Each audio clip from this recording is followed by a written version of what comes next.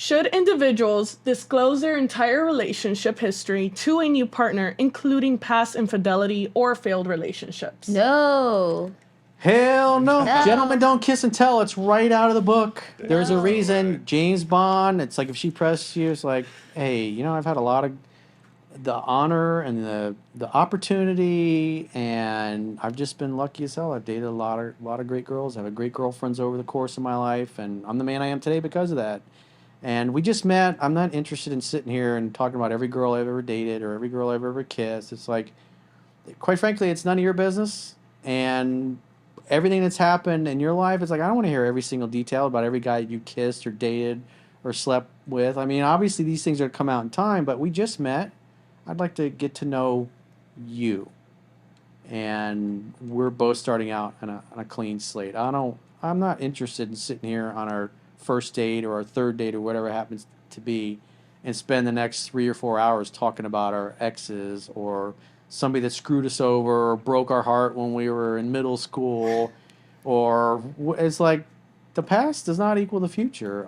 I'm looking to see what can we create together. What if because it's just happened to me a few times. What if you're like on a date and then the person keeps asking you about your past stuff, or they keep bringing up their past stuff? It's like, yeah, you got to change the subject. Well, for a guy talking to a girl, it's useful to figure out because what if she says, "Have you ever cheated on anybody you ever been with?" Like, no. Have you? It's complicated. Yeah, so it is good to find out those things because, again, you're trying to vet, and so you want to learn these things tactfully, but especially in the beginning, when you start talking about exes, and because if you're talking about exes, especially hers, and she's telling you about exes where, she really didn't like the guy or it was a nasty breakup, you got to understand, you're trying to create attraction in her. You're trying to get her to feel good feelings towards you. And if all you're doing is replaying the worst things that have happened in her relationship past, she's going to be in a negative mood and she's going to feel negative feelings. And guess who she associates all those negative feelings with? You. So now she's telling you all this negative shit that happened in the past. And instead of having fun on the date, because the formula is hang out, have fun, hook up, now you're hanging out and making her miserable. And if you're making her miserable and you're causing her to, especially if she had a breakup 6 months ago that she might not be over, she might start fucking bawling her eyes out in front of you. And now you're at a restaurant having a drink or two and you're on this date. Now you made your date fucking cry and she's telling you about how her ex-fiance or whoever slept with her best friend and they're still together, whatever happens to be, and she's bawling her eyes out. And you're like, you ain't getting laid that night. Don't go down the rabbit hole. You just cockblocked yourself.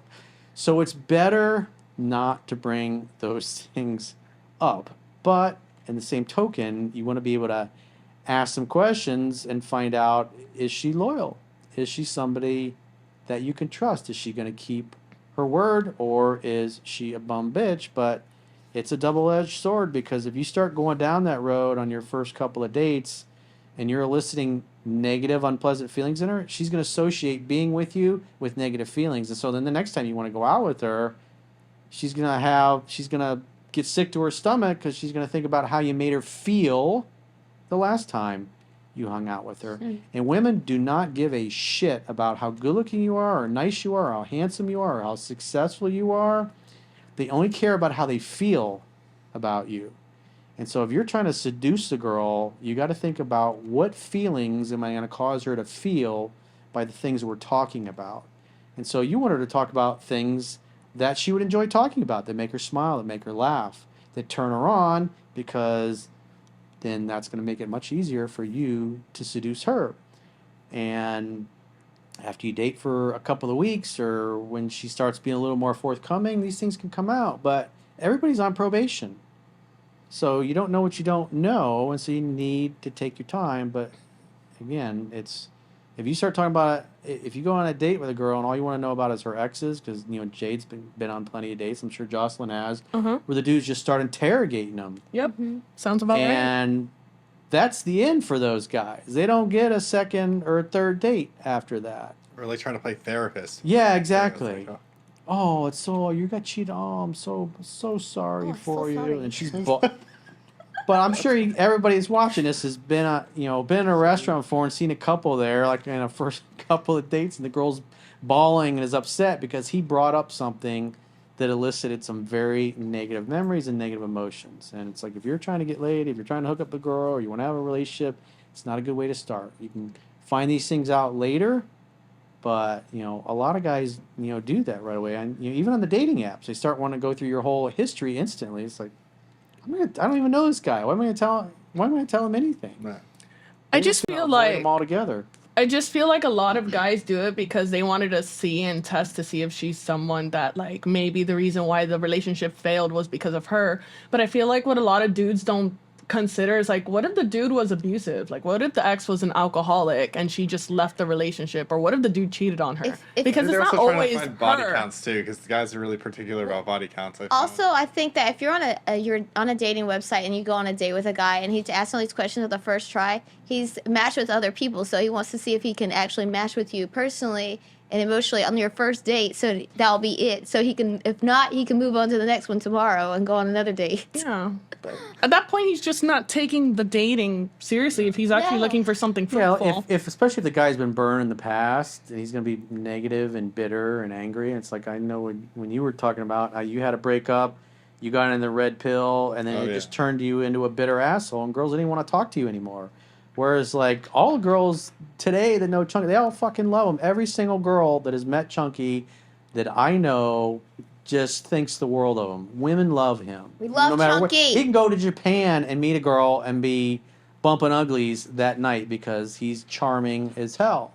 But when he got into the red pill community, it's like the red pill community is like kryptonite to the guys. I mean, it's like they don't get no girls when they're... And you just get in that loop there. Yeah. Like, you It just gives you reasons to be pissed off. self-reinforces hatred towards women, too. Yeah. Because these guys typically are coming from a place where they're wounded.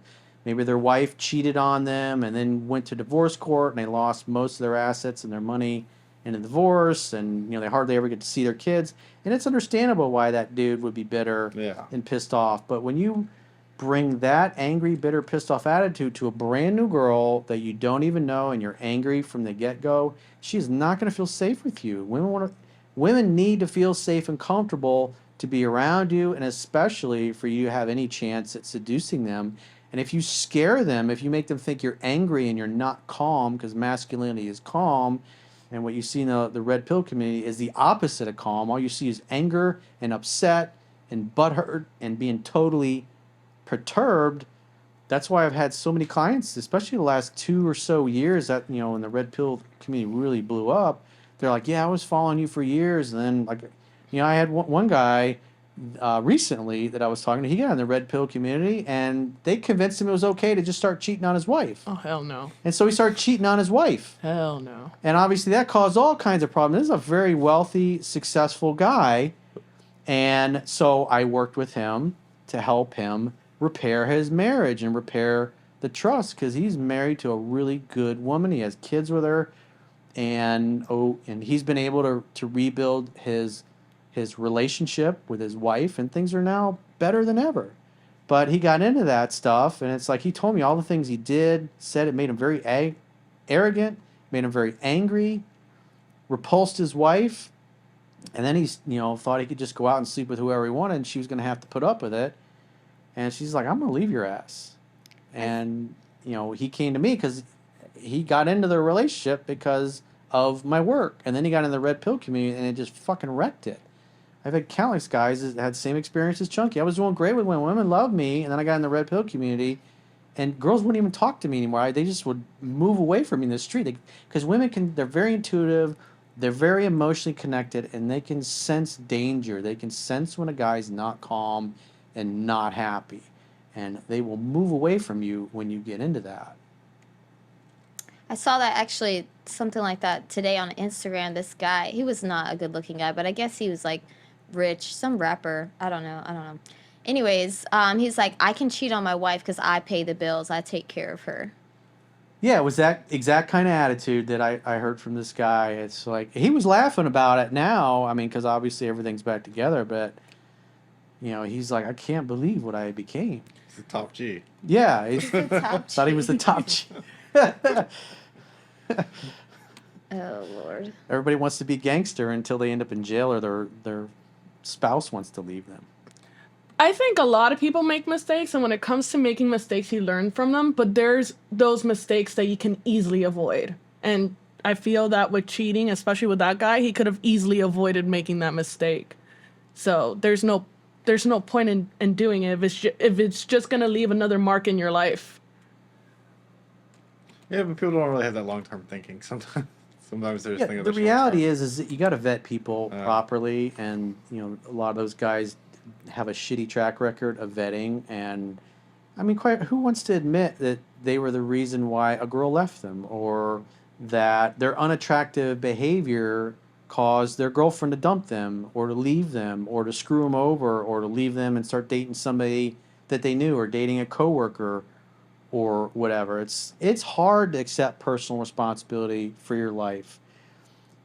It's very easy to point the finger to other people, and there's a lot of unhappy dudes. There's a lot of guys that have been fucked over by women. There's a lot of guys that have been screwed over in divorce court, and they're understandably bitter and pissed off and angry. And all this, when they get involved in this content, all it does is keeps them stuck in the loop of negativity and not taking 100% ownership of it.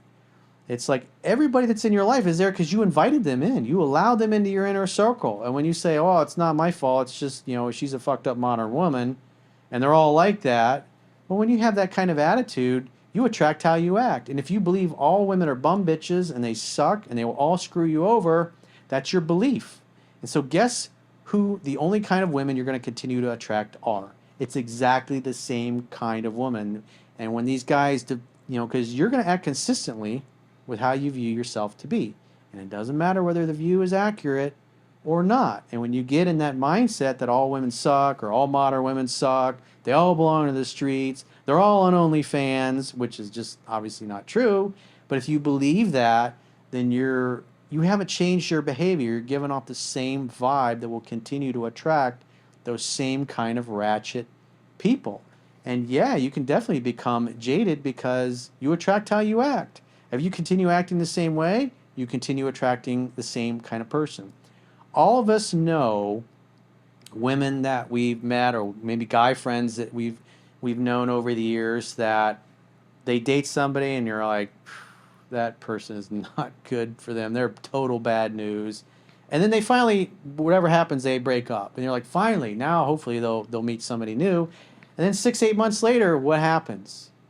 They're with somebody new, and even though that the person looks different, they're doing the same things. The girl continues to attract the same kind of dude that dicks her around, dicks her over, doesn't treat her properly or whatever. Or the guy continues to date women that walk all over him and treat him like a doormat, or cheat on him, or lie to him. And it's all your fault. As Jocko Willink says, extreme ownership means you take responsibility for everything. Don Shula said, the late great Don Shula, he said that strong men blame themselves, weak men blame others. And that's what you're seeing with the red pill community, is that it makes it easy to blame the women. It's not my fault. I don't have to fix anything. If it's just modern women, they're fucked. Well, I need to be a passport bro and go meet somebody overseas. And they go bring a girl over from Thailand or the Philippines or whatever, or Brazil or Colombia or wherever it happens to be. And 3-4 years later, she gets her green card, and you find out that she's banging your next door neighbor. Then she goes to divorce court in the blue state and then takes half your things. It doesn't matter that, where the girl comes from. Women respond to what they respond to. They are attracted to what they're attracted to. It doesn't matter what cultural background they come from. And if you do a shitty job of vetting that person, well, you're gonna continue to attract the same kind of people. And if you're attracting the same type of women over and over, if you're a guy, that's on you. You did it. You invited them out. You invited them on a date. You're the one that wanted to seduce them. You're the one that wanted to say yes to a relationship with them. And if they screw you over, it was like, you're gonna say, hey, you know what? I fucked up. I gotta do better next time around. It's like I wrote about that in my book. I fucked up plenty when I was younger. I still fuck up. I'm not perfect. But as a man, you got to say, well, it was either my actions, the level and tenor of my thoughts, the vibe I was giving off, maybe the people I was hanging out with, where I'm fishing In other words, where I'm meeting my dating prospects. If I keep meeting crappy dating prospects, well, obviously where I'm going about meeting those women is not the right place for me. You got a lot of podcasts that the girls that are on there are all OnlyFans girls, or they're hookers, or they're sex workers, whatever it happens to be, or they're on sugar dating websites, and every single one of them comes from a broken home. And if you're doing nothing but dating women that come from broken homes that are typically on the dating apps and you're getting burned by them, well, that's you.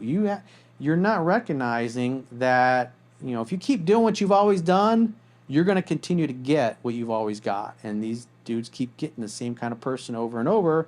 And so when you watch these podcasts that, get millions of views and they have only one type of woman on there, either OnlyFans or sex workers, because it's very easy to rip on these girls because they didn't have a strong father E-girls. that raised them, the e-girls, if you will. E-girls. Yeah. And then just say, oh, this is modern women. It's like, you're a fucking idiot. It's like, come on, it's not. It's like that means that you're fishing in the sewer all the time. Yeah. Or you're selling books. That's actually a really good point. Like, where you're fishing is huge. Yep. I do a lot of phone sessions with guys, and we have these conversations about, like, okay, well, where are you meeting the girls that you're dating? How are you meeting them? And, when I see the same pattern over and over and over again, it's like, you got to think about where you're fishing, dude, and the people that you're hanging out with. You keep attracting the same kind of person. But your approach hasn't changed. And you're ignoring the fact that you're doing the same thing over and over. It's giving you the same result, and you're not changing your approach. Part of being a competent man is to recognize that what I'm doing is not working, and I need to change my approach. Well, I mean, I've dated both on apps and out, and like that people I've met in public, and I don't know, I just got bad luck. I got real bad luck because a lot of times. See, that's your story. I got bad luck. So when you say things like that, that's your belief. That's your reality. Well, let me finish. no. I can't do anything about it. I just keep attracting really crappy dudes or guys that don't measure up. I wouldn't say And they're because crappy. I know your vetting process kind of sucks. You go out with guys and you come over here and you're like, I had a first date this weekend or whatever, and this happened, and that happened, and I'm like, that you shouldn't be going out with that guy again. And then she continues to go out with him for a couple of weeks, and then it ends predictably the same way when the guy reveals himself to be a tool. Yeah. And then she ditches him, and then because Jade's beautiful and she's very outgoing, if she sees a guy she likes, she'll go right up to him and start talking to him, have a creme brulee with him or whatever. And next thing you know, they're dating. But she sees behavior in guys that she makes excuses for. Just like the red pill guys see behavior in women that they're making excuses for. And if you keep doing what you've always done, you're going to continue to get what you've always got. You're looking for a guy that should be calm, easygoing, easy to get along with, not easy to get upset, doesn't get butthurt. And I see the same thing over and over. Your dudes are getting butthurt a lot. They're getting angry. They're getting controlling. They're frustrated. These are not centered, confident men that have their shit together. They should not be getting past the first date. But you're going, oh, my feelings. That stimulates my feelings. I'm going to go with whatever. It's like they're the same. I keep picking the same exact people, the same. Because your approach hasn't changed. So You make excuses for people when you spot ratchet behavior.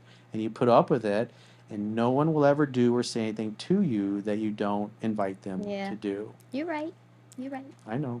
I might not always be right, but I'm never wrong. Oh my gosh, my face is probably blood red. Not really. Oh, it's not. No, It's a little It's good. You're good. rosy. It's a little red. Definitely moving your feet a lot, though. Yeah. But that's Definitely that's the body language. It's like what Corey's telling me, he's uncomfortable. I don't like it. I don't want to hear it. But it's the truth. And the truth is a nasty pill to swallow. And, again, I roast the dudes in the red pill community a lot because it's like all the anger and the hostility is coming from them because these guys are pissed off and they're upset and they're frustrated.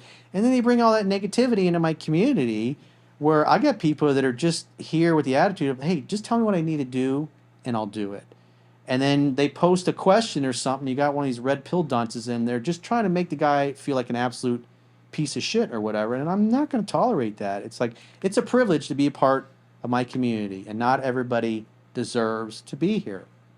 And as Bill Parcells said, if you can help the team, come on in. And if you can't, then get the hell out. And that's why we don't put up with shit. That's why the blocking pimp pan between me and the girls is pretty strong. If you're going to come in here and be a dick and be negative and talk shit about the girls, or talk shit about me, you're going to be blocked, you're going to be muted. And we don't, because life's too short. We don't want to put up with it. I'm here as somebody that coaches and teaches, because coaching is teaching, as the late great Vincent Barty said. I'm here to teach people who want to learn and who have an open mind and are willing to do the work and have a good attitude. And if they don't, they can go somewhere else. Because I'm 53. I'll be 54 in 4 or 5 months from now. And it's like, I don't want to put up with it. I don't want to put up with the negativity. I did that when I was younger, when I was working for other people. And now at this point in my life, if you're not happy, if you're not easygoing, easy to get along with, if you're not nice to me or nice to the girls, you don't belong here. Go somewhere else where you can cry in the internet and be angry and nasty to other people, because this is the wrong place. We're here about being winners, and we're here to be good people, and we're here to create a great life for ourselves. And if you're down with that, come hang out. And if you're not, then get the hell out, because you're going to be blocked and booted out. We don't want to put up with it. Or as we say in Spanish, pa fuera, pa la calle. Yeah, exactly. But she said.